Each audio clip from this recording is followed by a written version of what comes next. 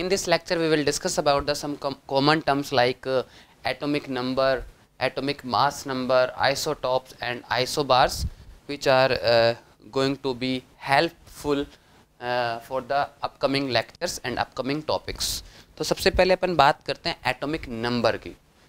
तो किसी भी एटम के लिए एटॉमिक नंबर जो होता है उसके अंदर जो न्यूक्लियस है उसके अंदर कितने प्रोटॉन्स और कितने इलेक्ट्रॉन्स हैं उनके नंबर के बराबर होता है.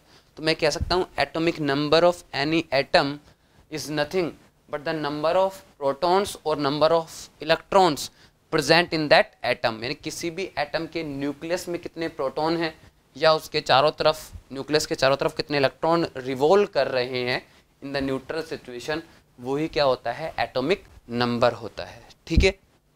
नेक्स्ट हम बात करते हैं एटॉमिक मास नंबर की. So atomic mass number is the sum of number of protons and number of neutrons present in the nucleus of any atom.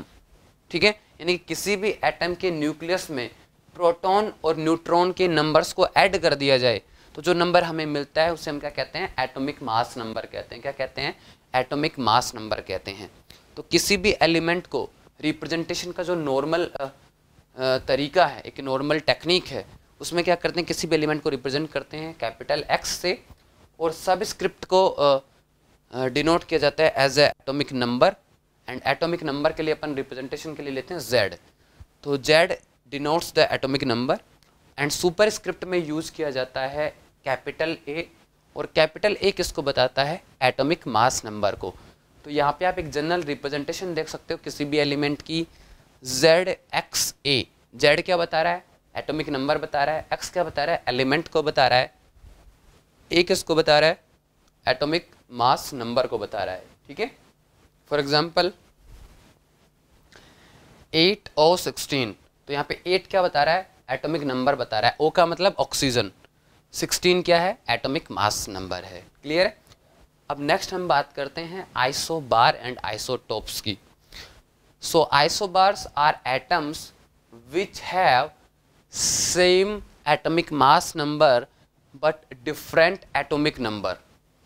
यानी कि ऐसे एटम जिनका एटॉमिक नंबर तो अलग अलग है लेकिन एटॉमिक मास नंबर सेम है, वो क्या होते हैं आइसोबार कहलाते हैं. क्या कहलाते हैं isobar. For example 6C14 and 7N14, अगर मैं दोनों को देखता हूँ तो दोनों के लिए एटॉमिक नंबर अलग अलग है. कार्बन के लिए 6 है, नाइट्रोजन के लिए 7 है, लेकिन दोनों के लिए एटॉमिक मास नंबर कितना सेम है यानी कि 14 है. तो ये दोनों क्या हो गए आइसोबार हो गए. क्लियर है. अब बात करते हैं आइसोटॉप्स की. So isotopes are atom which have same atomic number but different atomic mass number. क्या कहा मैंने ऐसे एटम जिनका एटॉमिक नंबर तो सेम होगा लेकिन एटॉमिक मास अलग अलग होगा. For example 6C12, 6C13 and 6C14.